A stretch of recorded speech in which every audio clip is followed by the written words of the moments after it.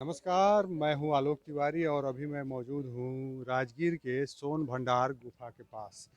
ये गुफा हम आपको दिखाते हुए इस गुफे की जो कहानी है वो हम आपको दिखाएंगे, इसके बारे में बताएंगे। जैसा कि आप इस जगह के बारे में जानते हैं कि जो राजगीर है यह मगध साम्राज्य की राजधानी हुआ करता था कभी।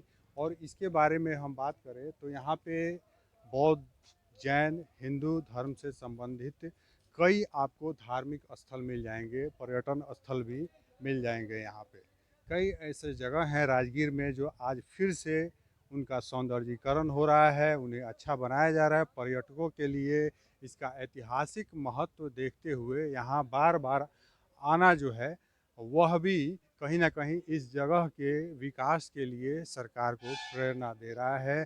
और इस जगह का जो ऐतिहासिक महत्व है वह हम आपको बताएं तो इसके बारे में बताया जाता है कि यह जो जगह है इसके बारे में कहते हैं कि यहाँ कभी जेल हुआ करता था, कभी यहाँ सोने का भंडार हुआ करता था, इसलिए इसका सोन भंडार गुफा भी नाम है।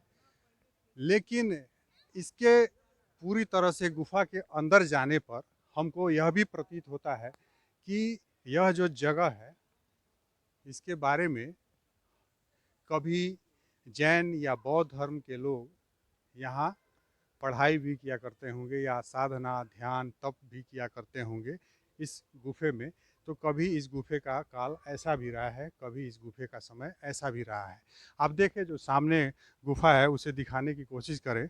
इसके बारे में बताया जाता है कि यह जो पत्थर है इस पत्थर के पीछे सोने का खान बताया जाता है।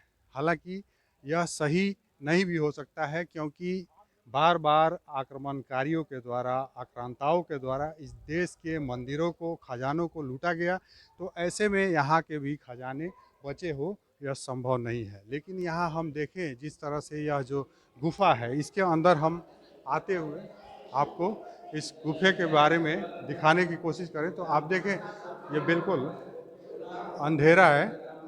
और जिस तरह से अंधेरे में, हाँ बिल्कुल अंधेरे में ये कुछ जो कुछ भी दिख रहा है हम आपको दिखाने की कोशिश कर रहे हैं। और आपका नाम क्या है? मेरा नाम रामजी उपाध्याय हुआ सर। आप कहाँ से हैं? मैं टूरिस्ट गाइड राजगीर। क्या है इस गुफे का जो इतिहास है, किस तरह का क्या रहा है, क्या देखने के लिए लोग यहाँ आते हैं? बता रहा हूँ, चलिए उधर, हाँ, आइए। इधर आइए। इसके बारे में हम देखें तो ऐसा लगता है कि इस गुफे को काट कर बनाया गया है। और हाँ बोलिए। अच्छा, कृपया शांत रहेंगे, प्लीज साइलेंट सर। भाई जी, गप करना हो तो थोड़ा सा बाहर में कीजिए सर। गुफे के अंदर आके आप लोग बोले नहीं, शांत होकर देखिए। तो आप सबों का मेरा नमस्कार। इस ऐतिहासिक जगह का नाम जो है, टाइटल जो है वो सोन भंडार हुआ। तो सोन का मतलब आज 90% लोग सोना समझते हैं। सोन मीन सुरंग होता है सर, ये सोयनी। अब यहाँ पर जो दरवाजे का निशान ऐसा दिख रहा है, इसके पीछे 3 माइल की लंबी सुरंग है, गुफा है। उधर आपका हॉट स्प्रिंग गर्म जल का कहाँ से है? देखिए जी। ये जो दरवाजे का निशान दिख रहा है आप दिखाने की कोशिश करें थोड़ा इसको। तो इनका कहना है कि इसके सामने 3 माइल तक गुफा है, गुफा होगा और कभी इसे ढक दिया गया हो इस गुफे को। तो उधर आपका हॉट स्प्रिंग गर्म जल का कुंड हुआ। तो कुंड के बगल से 565 सीढ़ी ऊपर पहाड़ चढ़ जाइए। पहाड़ का नाम है व्यवहारगिरी। तो इस व्यवहारगिरी पहाड़ी के ऊपर में सप्तपर्णी गुफा है। सप्तपर्णी गुफा का अंडरग्राउंड रास्ता यहाँ तक बताया गया है। और ऐसा बौद्ध साहित्य में स्टेटमेंट है कि जब भगवान बुद्ध का महापरिनिर्वाण कुशीनगर में हुआ, उनके मृत्यु के 3 महीना बाद 500 भिक्षुओं का प्रथम बौद्ध महासंगीति सभा राजगिरी सप्तपर्णी गुफा के भीतर हुई। और बौद्धों की 3 धार्मिक पुस्तकें लिखी गई, सुद पिटक, विनय पिटक और अभिधम, मतलब त्रिपिटक। उस समय मगध का जो राजा थे उनका नाम था बिम्बिसार। राजा बिम्बिसार जो थे हरियक डायनेस्टी के थे सर। तीसरी सुरंग के भीतर ऐसी की वदंतियाँ हैं, माइथोलॉजी है कि राजा बिम्बिसार का खजाना छिपा हुआ है। अब ये दरवाज़ा बंद रहने का कारण है कि बिम्बिसार का बेटा अजातशत्रु पैसे के लालच में अपने पिता को कैद कर लिया और जेल में बंद कर तड़पा तड़पा कर बरवा डाला। तो राजा बिंबिसार की पत्नी जो थी कौशल्या, गुस्से में आकर खजाना जैन मुनि गौतम स्वामी को दान कर गए। लेकिन वो तो साधु थे, धन का जरूरत था नहीं। वो अपनी तपस्या के बल पर ऊपर से पत्थर का दरवाजा बंद किए और एक मंत्र लिख दिए कि वह लिपि जो विद्वान पढ़ेंगे तो ये दरवाजा आप पे आप खुल जाएगी। लेकिन वो लिपि किसी ने पढ़ा नहीं। जब ब्रिटिश का समय आया तो सामने वाली जंगला से तोप लगाकर तोड़ना चाहा, लेकिन टूटा नहीं सर, यह दाग होकर रह गया। भारत सरकार तोड़ने का कोई कोशिश किया नहीं, क्योंकि पहाड़ के भीतर गंधक लोहा फास्फोरस है, इसे टच होकर गर्म जल निकल रहा है।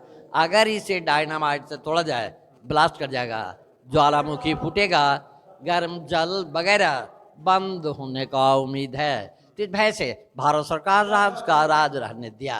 इसका लिपि देखा जाए तो यहाँ जो लिपि है ये कौन सी लिपि है, इसके बारे में कुछ बताएं। 1 मिनट देखिए सर, यही प्राचीन जमाने का शिलालिपि है, भाषा है। थोड़ा लिपि दिखाने की कोशिश करें आप। जो ये लिपि है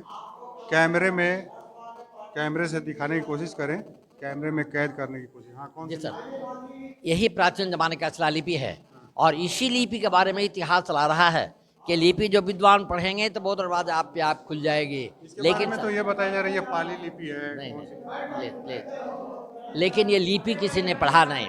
भारतीय पुरातत्व सर्वेक्षण वालों का कहना है, अरे थोड़ा सावधान रहिए महाराज, हमारा नंबरों ने होने दिए हैं और चेक कर रहे हैं जाकर के। ऐसे हम करेंगे तो कहिएगा कि जाकर अनर्थ करते हैं। तो ये रहा है, कहाँ तो नियम बनाते हैं। जी सर, ये जो लिपि है सर, शंख लिपि है, क्योंकि इसमें कुछ अल्फ़ाबेट्स ऐसे हैं जो कि शंख आकार का मिल रहा है।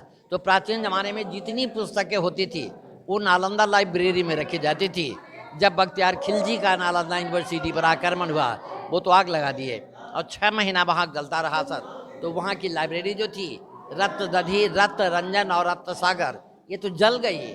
उन भाषाओं में शंख लिपि का आज तक कोई पढ़ाई हुआ नहीं। लेकिन जैसे कि हम नेट वगैरह पे देखते हैं तो उसमें पाली लिपि या ग्रामीण या कुछ बाहर में है, बाहर में कंफर्म करते हैं। बताऊंगा। नहीं, वैसा सही नहीं, ये कोई संख्या पढ़ नहीं पा रहा है। नहीं।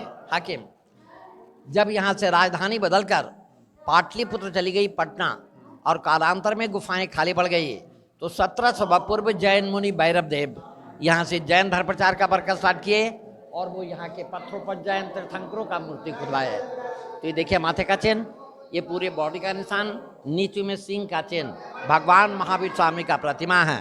नीचू में 1.5 फीट गड्ढा हुआ, इस गड्ढे में पारसनाथ और ऊपर में आदिनाथ का मूर्ति था कीमती पत्थर का।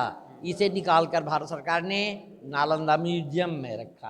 आप थोड़ा दिखाने की कोशिश करें जो नीचे जो है यहाँ पे जिनकी मूर्ति थी, बताएं। पारसनाथ और ऊपर में आदिनाथ का। लेकिन जब मूर्तियां चोरी होना प्रारंभ मूर्ति हुआ, यहाँ क्यों लगी थी? क्योंकि जब राजधानी बदलकर पाटलिपुत्र चली गई, पटना गुफाएं खाली पड़ गई, तो गुप्ता पीरियड में मुनि भैरव देव यहाँ से जैन धर्म प्रचार का बरकत स्टार्ट किए और वो यहाँ के पत्थरों पर जैन तीर्थंकरों का मूर्ति खुदवाए। तो यानी कभी इसका खजाने का इतिहास रहा, कभी ज्ञान का भी इतिहास रहा है जी। और प्राकृतिक रूप से भी इस जगह का जो है काफ़ी महत्व है।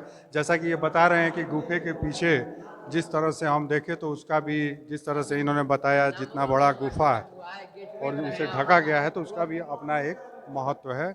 और इस तरह से हम देखें तो पूरी तरह से आप इस गुफे को दिखाने की कोशिश करें, जो पूरा बिल्डिंग है ये देखें।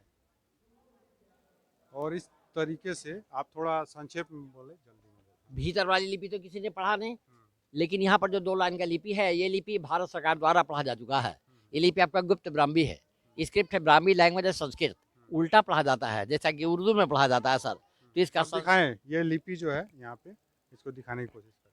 तो इसका संस्कृत में अनुवाद इस प्रकार हुआ है, निबाना लाभाय तपस्वी योग्य शुभ गुहे अरहंत प्रतिमा प्रतिष्ठते आचार्य रत्नम मुनि भैरदेवा 3rd 4th century AD. Arhant का अर्थ तीर्थंकर। 3rd 4th सेंचुरी एडी का मतलब होता है आफ्टर क्राइस्ट। 1700 पूर्व जब राजधानी बदलकर पाटलिपुत्र चली गई, पटना गुफाएं खाली पड़ गई, तो मुनि भैरव देव स्वामी ने साधना मुक्ति परिनिर्वाण एवं जैन धर्म प्रचार के उद्देश्य से यहाँ के पत्थरों पर तीर्थंकरों का मूर्ति खुदवाया है। अब जैसे देखिए, यहाँ पर 23वें तीर्थंकर भगवान पार्श्वनाथ का प्रतिमा, माथे के ऊपर 7 सर्पों का फन था। मुस्लिम पीरियड में बख्तियार खिलजी ने नष्ट किया और गुफा के बाहरी भाग पर बारंडा थी। ये बारंडा 1934 के बिहार भूकंप में टूट गया। आप उसी- इसे भी दिखाने की कोशिश करें, जी जिसे नष्ट किया गया है। इस आकृति को देखें आप, तो इनका कहना है ये मुनि पार्श्व- पार्श्वनाथ का जी ये और तो इसी तरह का यह गुफा इसके बगल में है, वो 2 मंजिला है, जो कि 1934 के बिहार भूकंप में टूट गया। और वहाँ भी इसी प्रकार 4-5 जैन मूर्तियां हैं। पदम यानी इस जगह का उपयोग अलग अलग काल में अलग अलग साम्राज्य के समय अलग अलग रूप में हुआ है।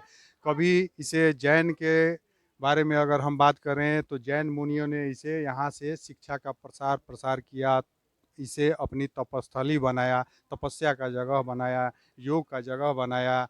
और कभी सोने के भंडार के रूप में भी इस जगह को जाना गया।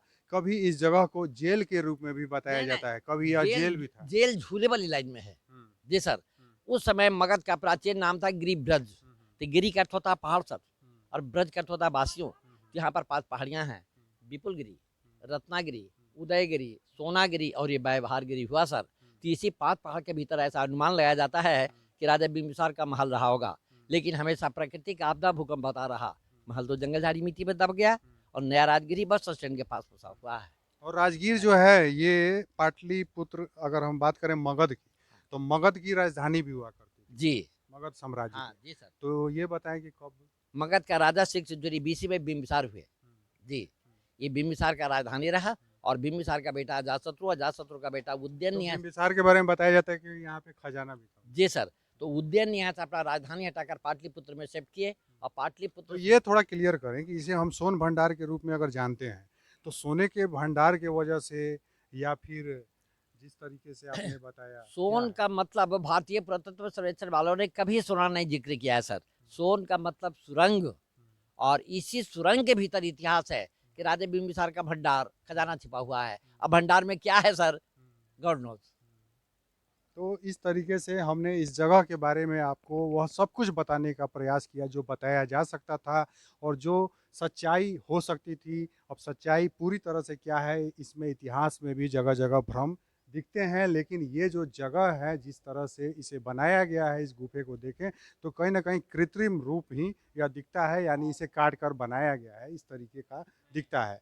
और इस तरीके से हम भी जो है इस जगह के बारे में आपको बहुत कुछ बताएंगे, और साथ ही साथ राजगीर के बारे में बहुत कुछ बताते हुए हम आपको राजगीर के बारे में वह सब कुछ दिखाने जा रहे हैं जो हमारे परंपरा से, हमारे देश के साथ साथ राजगीर के इतिहास से जुड़ी हुई है। आप देखते रहिए हम सब की आवाज़, हम सब मीडिया। नमस्कार।